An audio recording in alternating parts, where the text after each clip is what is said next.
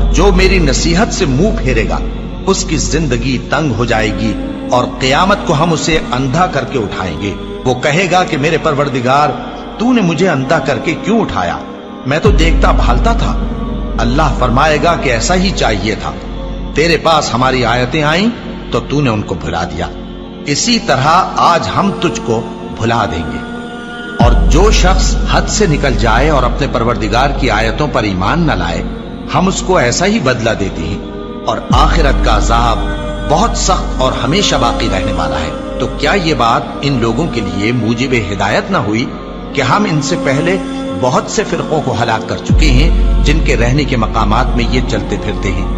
عقل والوں کے لیے اس میں بہت سی نشانیاں ہیں، اور اگر ایک بات تمہارے پروردگار کی طرف سے پہلے صادر اور جزائے اعمال کے لیے ایک میعاد مقرر نہ ہو چکی ہوتی تو نزول عذاب لازم ہو جاتا۔